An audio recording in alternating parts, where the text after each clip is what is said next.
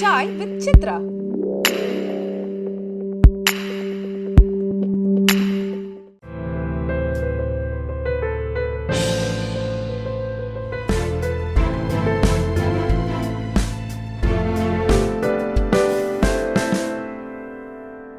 ஊட்டிக்கு போயிட்டு வந்து ஸ்கிரிப்ட் எடுத்துகிட்டு வந்துட்டேன்.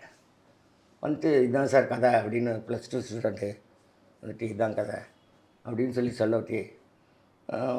சார் அவன் படிச்சுக்கிட்டு இருக்கான், அவன் டாக்டருக்கு படிக்க போகிறப்பல அதுக்கு படிச்சுக்கிட்டு இருக்காப்புல. இப்போ வந்து படிப்பெல்லாம் நிப்பாட்ட முடியாது, வந்துட்டு அதனால் நீங்கள் வேறு நபரை தேடுங்க, இங்கே டைம் வேஸ்ட் பண்ணாதீங்க அப்படின்னு சொல்லிட்டார். நான் என்ன பண்ணேன், எனக்கு போகிறதுக்கு மனசு இல்லை. என் மனசுக்குள்ளே ஒரு ஃபீலிங், இன்னொரு ஃபீலிங்கு, நமக்கு முதல்ல ஏற்பட்ட அதிர்ச்சி, ஷாக்கு எல்லாமே வந்து தியாகராஜன் சாருக்கு இப்படி ஒரு பையனா, இவ்வளோ பெரிய பையனா, அதுதான் நமக்கு வந்த முதல் ஷாக். இது ஸ்பிரிட் ஆச்சுனாக்க எல்லார் மனசுலையும் இது நிற்கும் அப்படிங்கிற மாதிரி என் மனசுக்கு பட்டு போச்சு. அப்படிங்கிறத நான் ஓப்பனாக பிரபாஸ் சார்ட்ட சொல்லிவிட்டு அப்போ அந்த பையன் தான் வேணும்னு முடிவு பண்ணிட்டீங்க, சரி நீங்கள் தான் முயற்சி பண்ணணும், அதுக்கு நான் என்ன பண்ண முடியும் அப்படின்னு அவரும் சொல்லி அனுப்பிச்சிட்டார். இப்போ நான் தியாகராஜன் சார்கிட்ட மனசே கேட்காம, சார் எதுக்கும் இந்த ஸ்கிரிப்டை ஒரு தடவை படித்து பாருங்கள் சார், நீங்கள் வந்து வெளியில் அவுட்லைன் மட்டும்தான் கேட்டீங்க, படித்து பாருங்கள் சார் அப்படின்னு இப்படி போனவன் திரும்பி வந்து, சார் அவர் படிப்பு எந்த விதத்துலையும் கிடையாது சார், ஒரு 18 நாள் 20 நாள் கால்ஷீட் கொடுத்தீங்கன்னாக்கா அதில் நான் தம்பியை வச்சு நான் பண்ணிக்கிடுவேன் சார் அப்படின்னு சொன்னேன். இது அவன் மனசில் பதிஞ்சு வச்சு சைக்காச்சு. ஆமாம், வந்துட்டு நாள் கணக்காக சொல்லிட்டாரு அப்படின்னு. சார் கம்பெனி அன்பலையா கம்பெனியை பற்றி நல்லா தெரியும், சொன்ன மாதிரி செய்கிறவங்க அப்படிங்கிறது அவருக்கு பதிய வச்சுட்டேன். அதுக்கு அடுத்து இந்த இது அவருக்கு சொல்லிட்டேன், ஒரு 18-20 நாள் போதும் சார் அப்படின்னு சொல்லிட்டேன். கொடுத்துட்டு ஸ்கிரிப்டை கொடுத்துட்டு உடனே வந்து ஆண்டனிகிட்டேருந்து செய்தி வருது, வரவே அந்த பையன் உனக்கு ஓகேன்ட்டாப்பு பிரசாந்த் அப்படின்னு. யார்ப்பா பிரசாந்த்? தியாகராஜன் சார் மகன்டா அப்படின்னாரு. ஓகே சூப்பர்ப்பா, தேங்க்யூப்பா அப்படின்னு சொல்லிட்டு நேராக போனேன், முழு கதையும் சொன்னேன். அப்புறம் பாடல்கள்லாம் ரெக்கார்டாக வெட்டி அதெல்லாம் போட்டு காமிச்சேன். வந்துட்டு அவருக்கு ரொம்ப சந்தோஷமாக இருந்துச்சு. ஒரு பையன் வந்து படிப்பை நிப்பாட்டிட்டு ஒரு சினிமாவுக்குள்ளே ஒரு சினிமா நடிகர் வந்து உள்ளே விடணும் அப்படின்னு சொன்னாக்கா அது சாதாரண விஷயமா? அவர் அங்கே தான் அவர் தீர்க்கதரிசி, அவர் கணிச்சிட்டார். இந்த 18-20 நாள் அப்படின்னு சொன்னதோட மட்டும் இல்லாமல் ஸ்கிரிப்டு, யூத்து சப்ஜெக்டு, இதை இந்த வயசில் இதை பண்ணலைனாக்கா பிரசாந்தை நம்ம எப்போ ஹீரோவாக்க போகிறோமோ அதுக்கு தகுந்த மாதிரி சப்ஜெக்ட் அமையும் போது தான் இதில் அவர் ஒரு தீர்க்க சந்திச்சு சார். உடனே கூப்பிட்டு தந்தோனிகிட்ட சொல்லிவிட்டார், உடனே என்னை வர சொல்லிட்டார். ஓகே சார் அப்படின்னு சொல்லிட்டார். ரொம்ப இழுக்கவெல்லாம் இல்லை. பார்த்தீங்கன்னா எனக்கு ப்ளஸ் பாயிண்ட் என்ன ஆகி போச்சுனாக்கா, ஒரு ஹீரோன்னாக்கா வந்து டைலாக் சொல்லும்போது கேமரா நரஸ் இல்லாமல் இருக்கணும், 2வது பாயிண்ட்டு ஃபைட்டு தெரிஞ்சுருக்கணும், 3வது பாயிண்ட்டு டான்ஸு தெரிஞ்சுக்கணும். இப்போ என்னன்னாக்கா ஒரு நடிகரோட பையன், இப்போ நம்மளே அந்த பையன் எக்ஸசைஸ் பண்ணுறது, ஃபைட் பண்ணுறது, கராத்தே குங்ஃபூ பண்ணுறது இதெல்லாம் பார்த்துட்டோம். வந்துட்டு ஃபைட்டு அப்போ அந்த பையனுக்கு எளிமையாக வந்துடும். வந்துட்டு அதுக்கப்புறம் டான்ஸு, நிச்சயமாக டான்ஸ் கற்றுக் கொடுத்துருப்பாங்க அப்படின்னு சொல்லிட்டு டான்ஸ் அதெல்லாம் பயிற்சி இருக்குது சார், என்னென்ன டான்ஸ் எல்லாம் பண்ணுவாப்ல அப்படின்னு அதெல்லாம் பண்ணி காமிச்சோம்ல. இன்னொரு ப்ளஸ் பாயிண்ட்டு எங்களுக்கு வந்து அன்பாலையில் லலிதாமணிக்கு மாஸ்டர் தான் மாஸ்டராக இருந்தாங்க. அவங்கள்ட்ட ரொம்ப எளிமையாக பழகுவாங்க. அவங்கள்ட்ட ட்ரைனிங் ஒரு 2-3 நாள் நம்ம சாங்கை கொடுத்து ட்ரெயின் பண்ண சொன்னோம்னாக்க ஈஸியாக இருக்கும் அப்படின்னு. இதுக்கடையில் இன்பிட்வீனு இங்கே இன்டர்கட் பண்ணிட்டு வந்தோமே இந்த ஹீரோயின் அது பேர் ஏஞ்சலா, அது ஆங்கிலோ இண்டியன்கள், அவங்க எல்லாம் மெசிஷியன், அவங்க பேசவே மாட்டாங்க, வெளியிலே வந்ததில்லை. வந்து அவங்க வீட்டுக்கு கொல்லைப்புறத்தில் தான் எங்கள் வீட்டு கொல்லைப்புறமும், இந்த வாசல் இந்த தெருவில் எங்களுக்கு முகப்பு, அவங்களுக்கு அந்த தெருவில் முகப்பு, 2 பேருடைய கொல்லை வாசலும். என்னால் ஒரு சும்மா மூங்கில் கம்பி போட்டு அவங்க தண்ணி எடுக்கலாம் வரும் கிணத்துல. அதுக்கப்புறம் வந்து அதில் சும்மா அப்படி காலை தாண்டி எங்கள் அண்ணியெல்லாம் இருப்பாங்க, அவங்களோடையெல்லாம் பேசிக்குவேன். எங்கள் தாயாரோட ஆயா ஆயா ஆயா பாட்டின்னு பேசிகிட்டு இருக்கோம். ஸோ இது இந்த பிள்ளைகளோட விளையாண்டுக்கிட்டு இருக்கும்போது நல்லா துருதுருன்னு இருந்துச்சு. ஒரு தடவை அந்த பொண்ணுக்கிட்ட சினிமாவில் நீ நடிக்க வைப்பீங்களா, நான் அந்த லெவலுக்காக இருக்கிறேன் அப்படின்னு பிரமிச்சு போய் கிடச்சி. சரி எங்கள் அன்னைங்கள்ட்டையும் அப்பாக்கிட்டையும் பேசுங்க அப்படின்னு சரின்னு சொல்லிவிட்டு அவங்கள்ட்ட பேசினோம். அவங்க இல்லை சார் அப்படின்ட்டாங்க. சரி ஓகே அப்படின்னு சொல்லிட்டு ஹீரோவை செலக்ட் பண்ணியாச்சு, ஹீரோயினுக்காக வெயிட்டிங்க. ஹீரோ ஓகே பண்ணியாச்சு, சார்லாம் ஓகே பண்ணிட்டாங்க. பிரபாஸ் சார் ஹீரோயின் சமாச்சாரத்துக்கு திடீர்னு ஒரு நாள் வந்து அவங்க பிரதர்கிட்ட நானும் ப்ரொஃபஸர் சார் சொன்னாங்க, நானும் வர்றேன் பேசுவோம் அப்படின்னு. சாரோட காரில் போய் ஆஃபீஸ்லேருந்து டீனர்லேருந்து காரில் போய் குமரங்கள் அங்கே அவங்க வந்து இந்த பக்கம் போயிட்டாங்க, வலசராக்கம் பக்கம். அங்கே ஒரு வீட்டுக்கு ஷிஃப்ட் ஆகிட்டாங்க. அங்கே போய் இந்த மாதிரி நம்ம படம் நடிக்கணும் அப்படின்னு சொல்லிட்டு கேட்டோம். ஓகே சார் அப்படின்ட்டு. என்னமோ நான் தான் இது வரைக்கும் அந்த பொண்ணை வந்து நடிக்கக்கூடாது, உங்கள் வீட்டில் பெர்மிஷன் தரக்கூடாது அப்படின்னு சொன்னது மாதிரியும், இப்போ பிரபாஸ் சார் வந்ததுனால தான் வந்து நடிக்கிறதுக்கு பெர்மிஷன் கொடுத்த மாதிரியும் ஆகிப்போச்சு சார். பிரபாஸ் சாருக்கு முன்னால் அவர் வந்து என்ன லுக்கு கொடுக்குறாரு. சார் வந்து என்ன பாரதி நீ என்னமோ சொல்லிக்கிட்டு தான் நடிக்கணும் நடிக்கட்டும் அப்படின்னு சொல்கிறாங்க. பிடிச்சி இழுத்து வாங்குறீங்களோ போட்டு வாங்குறீங்களோ என்னையா அப்படின்னு கேட்குறாங்க. அப்படிலாம் இல்லை சார், என்னென்னு கேட்போம். என்ன சார் அப்போ தரமாட்டேன்னு சொன்னீங்க, இப்போ தரேன்னு. இல்லை அப்போ வந்து 17 வயசு நடந்துக்கிட்டு இருந்துச்சு. 18 வயசு வரைக்கும் அந்த மேஜர் ஆகிற இது. அது நேற்று வந்து அவளுக்கு பிறந்த நாள் கொண்டாடியாச்சு அப்படின்னு அவங்க கிறிஸ்டின் அந்த ஆங்கில இண்டியன் அந்த ஸ்டைலில் வந்து இனி அவள் விருப்பம் அப்படின்னாங்க பாருங்க. சூப்பர். அடாடாடா இது என்னடா அது வந்து பழம் எழுதி பாலியல் விழுந்த மாதிரில காரியமாகிப்போச்சே. சாருக்கும் ரொம்ப சந்தோஷம். சரி இதெல்லாம் ஒரு நல்ல சவனம் தான் ஆரம்பிங்க அப்படின்னு நான் சொன்னேன். லலிதாவணி சார் ட்ரைனிங் கொடுத்தாங்க, அதோட இந்த பொண்ணையும் அனுப்பிச்சி வச்சேன். அங்கே போய் பார்த்து டான்ஸு இதெல்லாம் பார்க்கும்போது அந்த டான்ஸ் அசிஸ்டண்ட்டுக்கெல்லாம் இவங்களுக்கு தோதான அசிஸ்டண்ட்டுக்கு வச்சுருந்தாங்க. இதெல்லாம் ஒரு பெரிய ப்ளஸ் பாயிண்ட்டுங்க சார். கேமராமேன் அமைஞ்சது KS செல்வராஜ், எனக்கு வாய்ப்பு கொடுத்தவர் என்ன. அதுக்கப்புறம் வந்து டான்ஸ் மாஸ்டரு இவங்களுக்கு தோதான ஒரு 4-5 பசங்களை வச்சு அவங்க வேறு எந்தெந்த படங்களுக்கோ ட்ரைனிங் கொடுத்துருக்காங்க. அதில் இதுவும் ஒரு படம், அது எனக்கு மேட்ச் ஆச்சு. அப்புறம் நான் சொன்னேன், இந்த பசங்களாக நடிக்கிறதுக்கு கூட நடிக்கிறதுக்கு நண்பர்கள் அதுக்கு வந்து இவங்களே வரட்டும் அப்படின்னு சொன்னேன். சரி ஓகே சார் அப்படின்னாங்க. வந்து நமக்கு தான் 9 சாங் இருக்கு என்ன, சரி அனுப்பிச்சி வைக்கிறேன். என்னத்தை அனுப்பிச்சி வைக்கிறது, நீங்களும் வரணும் அப்படின்னு சொல்லிட்டேன் மாஸ்டர்கிட்ட. வர்றேன் அப்படின்ட்டாங்க. வந்துட்டாங்க. அப்போதைக்கு அப்போ தான் எங்களுக்கு சீனு அது அந்த இது காவேரியும் வாக்கிய பண்ணியாச்சு. காவேரின்னு பேர் வச்சோம். என்னென்னு கேட்டிங்கனாக்கா, இப்போ வந்து இப்படி பேர் வச்சா தான் இப்போ வந்து ஸ்டைலாக இருக்குதுன்னு சொன்னாங்க. அப்போ காலகட்டத்தில் அது நம்ம பொண்ணு அப்படின்னு ஆடியன்ஸ் பார்த்து சொல்லணும்னாக்கா அது ஒரு தமிழ் பேராக இருக்கணும் அப்படிங்கிறதுல தீர்க்கமாக ஆடியன்ஸ் இருந்தாங்க. நாங்களும் அந்த இதில் தீர்க்கமாக இருந்தோம். அதனால் சார் தான் வச்சாங்க, தமிழ் பேரான்னு சொல்லிய காவேரினே வச்சுருவோம் அப்படின்னாங்க. உனக்கு சம்மதமாம்மா அப்படின்னு. ஓகே சார், அது கேஷுவலாக இருந்துச்சு. ஓகே அப்படின்னு சொல்லிட்டு காவேரின்னு பேர் வச்சோம். ஒரு முதல் படமாக இருந்த நிலையில் பிரசாந்த் எப்படி நடிப்பில் ஒத்துழைச்சார் அந்த படத்தில்? பிரசாந்த் ஆல்ரெடி அவன் இது ஒரு புது மேட்ரு மாதிரியே தெரியாத லெவலுக்கு அவனை வளர்த்து வச்சுருக்காங்க. ஓ ஆமாம், ஏன்னாக்கா டான்ஸு ஃபைட்டு இது எல்லாமே மற்ற ஸ்டூடெண்ட்ஸ் அவனோட சேர்ந்து பண்ணுற ஃப்ரெண்ட்ஸுங்க பண்ணுற மனோநிலைக்கும் பிரசாந்த் ஏற்படுத்திக்கிட்ட மனோநிலைக்கும் வேறுபாடை கண்டுபிடிச்சிட்டேன். எப்படின்னாக்கா இவர் ப்ரிப்பேர் நம்மளை பண்ணுறாங்க நம்ம ஃபாதரு அப்படிங்கிற லெவல்லே எல்லாம் பண்ணிக்கிட்டு இருக்கிறாரு. அவர் தயார் பண்ணிக்கிட்டு இருக்காங்க நம்மளை அப்படிங்கிறத உணர்ந்து செஞ்சுக்கிட்டு இருக்காரு. அதனால் இவர் தயாராகிட்டார். இவர் மைண்டுக்குள்ளே தயார் பண்ணுறது தானே பெரிய விஷயம். இவர் மைண்டுக்குள்ளே தயாராகிட்டார். எப்போ வேணாலும் நம்மளை என்ன வேணாலும் சினிமாக்குள்ளே நுழையிறதுக்கு இது பண்ணுறதுக்காக தான் நம்மளை ட்ரெயின் பண்ணிக்கிட்டு இருக்காங்க. அப்பா மாதிரி வரணும்னு அப்படிங்கிறத ட்ரெயின் ஆகிட்டார். அவர் எத்தனையோ படிப்புகள் படித்து டாக்டர் ஆகி பெரிய படிப்புகள்லாம் படிச்சிருந்தாலும் கூட என்றைக்காக இருந்தாலும் அவர் ஹீரோ ஆக வேண்டியவர் தான். ஏன்னா அவர் ஆகலைனாலும் அவர் சுற்றி இருக்கவங்க விட மாட்டாங்க. அந்த மாதிரி ஃபேராக இருப்பார், அந்த மனநிலையிலையும் இருக்கிறாரு. அதனால் வந்து அவர் எப்போவா இருந்தாலும் யார் மூலமாவது ஆக வேண்டியவர் தான். அது இந்த மாதிரி ஒரு சப்ஜெக்ட் அமைஞ்சிருக்கு அவர் ஏஜுக்கு தகுந்த மாதிரிங்கிறது அவருக்கும் சந்தோஷம். நல்ல ஈடுபாட்டோடு பண்ணார். எந்த ஒரு புது நடிகன் மாதிரியே இல்லை. அதுக்கு தோத இந்த டான்ஸ் மாஸ்டரோட பசங்க அவனுக்கு டெய்லி ப்ராக்டிஸ் ஷூட்டிங்கு அது இதுன்னு போயிட்டு வர்றதுனால அவனுங்க அங்கங்கே நடந்த விஷயங்கள் போக்குவரத்துகள் இதெல்லாம் பேசிக்கிட்டு ஏதோ 10-20 படங்களில் நடித்தது மாதிரியே இந்த பிள்ளைங்கள்லாம் பசங்கள்லாம் வாழ்ந்துக்கிட்டு இருந்தாங்க. அதோட இதுவும் மிங்கிலாகிடுச்சு.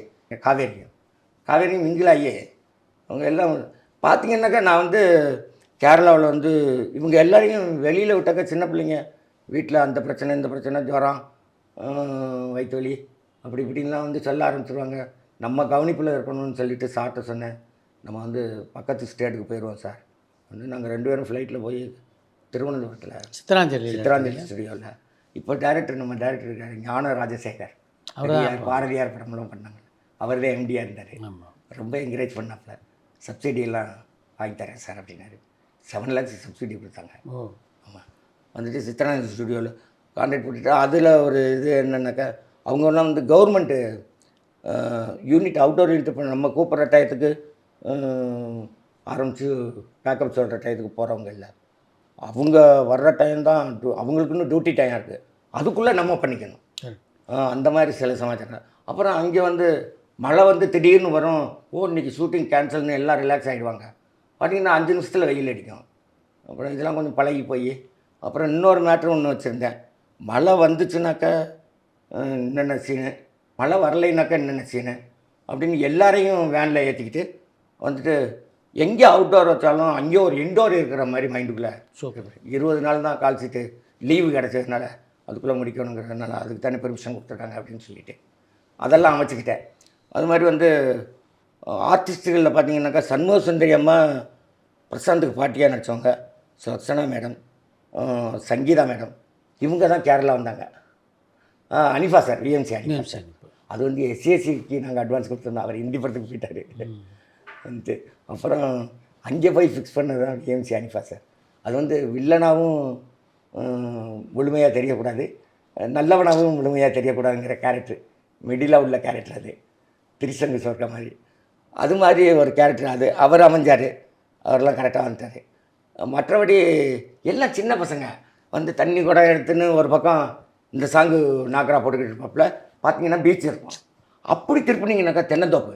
பள்ளிக்கூடம் போகாமலே நாங்கள் படம் படிக்காமலே பாசான கூட்டமுங்க எங்களுக்கு மழை ஒன்று சுட்டி விடுங்க தானே அப்படின்னு இந்த பக்கம் பார்த்தீங்கன்னாக்கா அப்படியே வந்து ஃபேன் பண்ணாக்கா பசங்கள்லாம் சாப்பிட போயிட்டாங்க, வந்து இது போயிட்டாங்க அப்படின்னாக்கா ஹீரோ ஹீரோயின் சாப்பிட்டாங்க அப்படின்னு நீலக்குயிலே நெஞ்சுக்குள் என்ன குறை அப்படின்னு 2 பேரை வச்சு மட்டும் எடுக்கிற பாட்டு. இப்படி வந்து மாற்றி மாற்றி டான்ஸ் மாஸ்டர் நம்ம கையில் இருக்காங்க, டான்ஸர்ஸ் இருக்காங்க, வந்து ஹீரோ ஹீரோயின் நம்மள்ட்ட இருக்காங்க. இதை விட என்ன வேணும்? ஏன்னா நான் கமர்ஷியல் ஆர்டிஸ்ட்டுங்களோடையெல்லாம் வந்து ஷூட்டிங் அட்டன் பண்ணி நாங்கள் பட்டிருக்க சமாச்சாரங்கள் அதெல்லாம் அப்படி சொல்லக்கூடாது, அது அவங்கவுங்க சமாச்சாரங்கள். அதுலையெல்லாம் வந்து கொஞ்சம் மற்றவர்களால் ஏற்பட்ட டைமிங்கு தடைபாடுகள்லாம் இதில் இல்லாமல் இருந்தது. மொத்தம் எத்தனை நாளில் முடிச்சிங்க படத்தை? மொத்தமே வந்து அங்கே வந்து 19 டேஸு. ஆமாம். இங்கே கேஆர் விஜயாமா வந்து ஒரு நாள் ஏஆர்எஸ் கார்டனில் தான் ஒரே நாள். அங்கே சங்கீதாவை ஏஞ்சலாவை அறைவாங்க, அது அங்கே எடுத்தது. அந்த பேக்ரவுண்டோட அரண்மனை, அது கவர்மெண்ட் ஆஃபீஸு, அந்த அவங்க வீட்டோடு எடுத்த மாதிரி இருக்கும். பார்த்தீங்கன்னாக்கா இங்கே வந்து ரஞ்சிதா, இப்போ அது வேறு மாதிரிலாம் ரஞ்சிதமே அந்த மாதிரிலாம் பாட்டெல்லாம் வந்துருச்சு. அது ஒரு புதுசாக அந்த பேர் இருக்கணும்னு சொல்லிட்டு கேஆர் விஜயாமா கேட்பேன், ரஞ்சிதா நீ ஏன் அந்த பையனை அப்பா இல்லாத, அப்பா பேர் தெரியாத அனாதைன்னு திட்டின, வந்துட்டு அதெல்லாம் தப்பு இல்லையா அப்படின்னு சொல்லிட்டு கேட்குறது. பார்த்திங்கன்னா கேரளாவில் எடுத்த மாதிரி இருக்கும், ஆனால் வந்து ஏஆர்எஸ் கடலில் எடுத்தது. அதுக்கு ஒரு சின்ன ஒரு லிங்கு ஒரு ஷார்ட் எடுத்திருந்தேன், எனக்கு அமைஞ்சது. சித்ராஞ்சலி ஸ்டுடியோ வந்து மலை மேலே இருந்தது. மலை மேலே இருந்து பார்க்கும்போது ஒரு பெரிய தென்னந்தோப்புகள் கீழே, அதுக்கு நடுவில் எனக்கு ஒரு வீடு கிடச்சிது. அதை சும்மா அப்படி போகும்போது ரவுண்ட் அடிக்கும்போது பார்க்கும்போது கே செல்வராஜ் சார் கேமராமேனை கூப்பிட்டு, அண்ணே இது ஒரு ஜூம் போட்டு எடுத்து வைங்கண்ணே அப்படிங்க. எதுக்கு வருது அப்படின்னு, பின்னால் உதவும்னே ஒரு மேட்டு. நம்ம அப்போ கேஆர் விஜயம்மாவை புக் பண்ணல, ரஞ்சிதாவுக்கு ஒரிஜினல் இது பெரியம்மா காட்டும்போது நம்ம சென்னைக்கு போயிடுவோம், அதுக்கு இது உதவும்னே அப்படின்னு சொல்லி வச்சேன். கரெக்டாக அவர் அழகாக எடுத்து அந்த வீட்டை எடுத்தார். இங்கே க்ரைம் பண்ணேன், ஏஆர்எஸ் கடலில் அதே மாதிரி ஓட்டு வீடு. அங்கே நான் என்ன எடுத்தேன்னா அதே மாதிரி சிங்காச்சு. இங்கே அப்படி க்ரைன் போட்டு அந்த ஜூம் போச்சு பாருங்கள், அதோட கட் பண்ணி ட்ரெயினில் இருந்து அப்படியே இறக்குனேன். அப்படி இறக்கும்போது அப்படி இங்கேருந்து ட்ராலி ஃபார்வேர்ட் பண்ணேன். ஏன்னா அது ட்ரெயினோடு சேர்த்து முன்னால் அப்படி போனோன்னா கேஆர் விஜயாமாவை அறிமுகம் அந்த வீட்டோடு சேர்த்து அங்கே தான் இருக்கிறாங்க. கரெக்டாக செஞ்சாச்சு. வந்துட்டு அந்த ஷாட்லாம் பியூட்டிஃபுல்லாக இருந்தது. ஜனகராஜ் சார் கிருகம்பாக்கம் தான், ரெட்டியார் வீடுன்னு சொல்லுவாங்க. அதில் வந்து 2 மேட்ரு இருக்குது. ஒன்று வந்து பழைய கிராமத்து வீடு மாதிரி இருக்கும், உள்ளேயே வந்து கொஞ்சம் டீசெண்டாக நகரத்து வீடு மாதிரி ஒரு வீடு. வந்துட்டு வெளியில் பார்த்திங்கனாக்கா கிராமம், குட்டா குளம், மாடுகள் மேய்கிறது இதெல்லாம் இருந்துச்சு. அது இப்போ பல படங்களுக்கு அங்கே போயிருக்கிறதுனால மனப்படம். உடனே ஜனகராஜ் சார் புக் பண்ணி ஒருத்தர் கதை சொல்லும்போது, ஒரு 4-5 நாளாவது தேவைப்படும் இல்லைடா அப்படின்னாரு. ஆமாண்ணே ஆமாண்ணே அப்படின்னு சொல்லிட்டு சரிடா அப்படின்னு சொல்லிட்டு பண்ணிடுவோம்டா அப்படின்னு சொல்லிட்டு பண்ணார். பார்த்தீங்கன்னாக்க காலையில் ஆரம்பித்து 9 மணி நைட்டு 9 மணி வரைக்கும் விடலை. இந்த ரஞ்சிதா வீட்டில் காய்கறி நறுக்கிறது, ரஞ்சிதாவை காப்பாற்றி இது பால் குடம் எடுக்கிறதுக்கு போக வைக்கிற சீனு, இது எல்லாம் வந்து இந்த வலுப்பு வந்த மாதிரி நடித்து அவர் காவலுக்கு போட்ட ஆளுகளை ஏமாத்துறது, இதெல்லாம் ரெட்டியார் வீடு தான் இங்கே மெட்ராஸில். அந்த சிட்டி மெத்தடில் கட்டி வச்சுருக்காங்களே அந்த வீடு. அப்புறம் இவர் குமரிமுத்து கொஞ்சாதீங்க கொஞ்சாதீங்க அப்படின்னு சொல்கிறது, இதெல்லாம் வந்து அந்த கிராமத்து வீடு. எல்லாமே ரெட்டியார் வீட்டுக்குள்ள, ரெட்டியார் வீட்டை சுற்றி தான் எல்லாமே வந்துட்டு மோட்ரு, அந்த பம்பு செட்டு, எருமை மாடெல்லாம். இந்த யானைகள்லாம் எங்கே போகுது மாமா அப்படின்னு அவர் கேட்பார். யானைகள்லடா எருமைகளா, அப்படியா எங்கள் ஊரில் நாங்கள் இதை யானைன்னு தான் சொல்லுவோம் அப்படின்பாரு. அதெல்லாம் பயங்கரமாக ஒர்க் அவுட் ஆகிடுச்சு. வந்துட்டு அப்புறம் பண்ணையார்கள்லாம் வந்து பஞ்சாயத்து பண்ணுறதுக்காக போய்கிட்டு இருப்பார். இந்த பஞ்சாயத்து பண்ணி எல்லாம் எங்கே போகுது மாமா அப்படிம்பாரு. டேய் பஞ்சாயத்து தலைவர் ஐயா மன்னிச்சுக்கிறீங்க, இவங்க ஊரில் அது அப்படித்தான் சொல்லுவாங்களா, ஐயா மன்னிச்சுக்கிறீங்கன்னு அவர் காலில் வந்து பயங்கரமாக அது ஒர்க் அவுட் ஆகி போச்சு. பூனை வந்துச்சுன்னா புலி வருதுன்னு சொல்கிறது, எங்கள் ஊரில் இதைத்தான் நாங்கள் புலின்னு சொல்லுவோம். முழுமையாக இந்த படத்தை திரையரங்கில் பார்த்தபோது எப்படி இருந்தது உங்களுக்கு? நீங்கள் முதல் படம் திரையரங்கில் பார்க்கும்போது என்னன்னு கேட்டிங்கன்னாக்கா, நான் மட்டும் போய் பார்க்கல. அதாவது கல்யாணம் ஆகிட்டு நானும் என் சம்சாரமும் பார்த்த முதல் படம், முதல் காட்சி நேராக வடபழனி கோயிலில் முன்னால் பெரிய பாளையத்தம்மன் கோயில் இருக்குது. என் ஒய்ஃபு நானும் டிவிஎஸ் சேனலில் என் ஒய்ஃபை கூட்டிகிட்டு போய் எண்ணெய் வாங்கி விளக்கேற்ற சொல்லி அங்கே போய் சாமி கும்பிட்டுட்டு நேராக கமலா தேட்டருக்கு நூன் ஷோவுக்கு போகிறோம். நூன் ஷோவுக்கு போனோம்னாக்கா நாங்கள் ஒரு மேட்ரு சொல்ல விட்டுட்டேன். அதாவது இந்த பாட்டு வந்து முன்கூட்டியே பப்ளிசிட்டி ஆகிடுச்சு, ஹிட் ஆகிடுச்சின்னே சொல்லலாம். எப்படின்னு கேட்டிங்கன்னாக்கா, இந்த பாட்டு வந்து எப்படி வாங்கினாங்கனாக்கா, நான் வந்து இளையராஜா சார்கிட்ட போய் பிரபாஸ் சார்கிட்ட சொன்னேன், இளையராஜா சார்கிட்ட எப்படியாவது ஒரு சாங் பாட வச்சு நம்ம வந்து கேட்கணும் அப்படின்னு சொல்லிட்டு. இதெல்லாம் நடக்கிற விஷயமா வருது, கேட்போம், நம்மளுக்கு இலக்கு இருந்துச்சுனாக்கா எப்படின்னு பார்ப்போம். யாரும் ராஜா சார்கிட்ட போய் கேட்டோம். எனக்கு ஆசை, ஒவ்வொருத்தருக்கும் ஒவ்வொரு டேரக்டருக்கும் ஆசையாக இருக்கும்ல, மியூசிக் தான் பண்ண முடியல, ஒரு 2 வரியாவது படித்தாருனாக்கா ஒரு ஆத்ம திருப்தி, நம்மளும் ராஜா சார்கிட்ட ஒர்க் பண்ணோம் அப்படின்னு இருக்குவேன் அப்படின்னு சொல்லிட்டு போய் கேட்டுருவோம் அப்படின்னு சொல்லிட்டு வந்துட்டு மணிவண்ணன் சார்கிட்ட அசிஸ்டன்ட் டைரக்டராக இருந்த அந்த பழக்கத்தினால வந்து ராஜா சார்கிட்ட நம்ம வந்து பணியாற்றக்கூடிய அசிஸ்டன்ட் டைரக்டராக இருக்கும்போது பணியாற்றக்கூடிய பாக்கியம் கிடச்சது. அதே நேரத்தில் இப்போ போய் கேட்கும்போது வடதம்பி நல்லா இருக்கியா அப்படின்னு கேட்குற லெவலுக்கு மைண்டில் இருந்தேன். வந்துட்டு போய் இந்த மாதிரி படம் பண்ண போகிறேன் வந்துட்டு இப்போலாம் என்னால் மியூசிக்கு 2-3 வருஷம் அது எல்லாருக்கும் உலகமே தெரிஞ்ச விஷயம். தெய்வமே வந்துட்டு ஒரு டைட்டில் சாங் ஒன்று பாடிக்கிறேன். அது பாட்டு பாடுறத பற்றி ஒன்றும் இல்லை, ஏன் சுதி ஏன் ஸ்ட்ரென்த்து அதுக்கு தகுந்த மாதிரி நான் டியூன் போட்டு நான் படிக்கிறேன். இன்னொரு மியூசிக் டேரக்டர்கிட்ட நான் போய் படித்தேன்னா பொறுமையாக சொன்னாருங்க சார். இன்னொரு மியூசிக் டேரக்டர் போட்டேன்னா அவர் அந்த விண்ணைத்தானே அப்படின்னு போட்டார்னு வச்சுக்க, தாங்குவேனா பாடகம் சரியில்லைப்பா அப்படின்னு சொல்ல மாட்டாங்களா, நான் எனக்குள்ளே பாடிக்கிட்டு இருக்கப்பா அப்படின்னாரு. ஐயோ அதுவே எனக்கு பெரிய இதுவாகி போச்சு, நம்ம கேட்டதே மிகப்பெரிய தவறுங்க அப்படின்னு நைஸாக வந்தேன் பின்னால். ஆனாலும் என் மனசுக்குள்ளே மைண்டுக்குள்ளே உறுத்திக்கிட்டு இருந்தது ராஜா சார் வாய்ஸ். அது போகலை. எப்படி இந்த ஸ்கூல் சப்ஜெக்ட் தான் பண்ணணும்னு என் மைண்டுக்குள்ளே வந்து உட்காந்துச்சோ அது மாதிரி ராஜா சார் வாய்ஸ் நிற்கிது. என்னடா பண்ணுறது? அப்புறமா எனக்கு ஒரு தீர்க்கமாக ஒரு ஞானோதயம் கிடச்சது, அருள்வாக்கு. என்னென்னு பார்த்தா, டேய் ராதாபாரதி, நீ ஏன்டா கலங்குற? ராஜா சார் வாய்ஸ் தானே உனக்கு வேணும், ராஜா சார் இல்லைன்னு என்ன, ராஜா சார் தம்பி கங்கவேல் இருக்கார்ல அப்படின்னு போய் கேள்றா அப்படின்னு என் மைண்டு சொன்னது. நீங்கள் அறிமுகப்படுத்திய 2வது கதாநாயகன் சரவணன். ஆமாம், சரவணன் வைதாகி வந்தாச்சு. ஆமாம். எப்படி அவரை பிடிச்சிங்க? எனக்கு மைண்டுக்குள்ளே ஒரு மேட்ரு இருந்துச்சு சார். என்னென்னு கேட்டிங்கனாக்கா, நான் ட்ரை பண்ணிக்கிட்டு இருக்க காலத்தில் நான் பெரிய அடிமையானது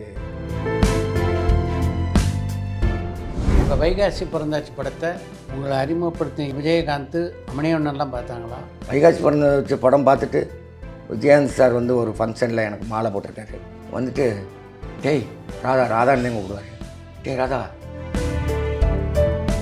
ஒரு காலகட்டத்தில் உங்களுக்கு வாய்ப்புகள் குறைந்ததற்கு உங்களுடைய குடிப்பழக்கம் ஒரு காரணமா? ரிலாக்ஸாக செய்கிறதுன்னு சொல்லுவாங்க. ஷூட்டிங் முடிய ஒட்டி அசிஸ்டன்ட் டாக்டர்கள்லாம் சேர்ந்து ரிலாக்ஸாக வந்து கொஞ்சம் ட்ரிங்க்ஸ் சாப்பிட்றதுக்கு ஆரம்பித்தோம். பரபரப்பான சினிமா செய்திகள், நட்சத்திரங்களின் பேட்டிகள், சினிமா வரலாறு ஆகியவற்றை பார்க்கவும் படிக்கவும் உங்களுக்கான இணையதளம் tourantalkies.co.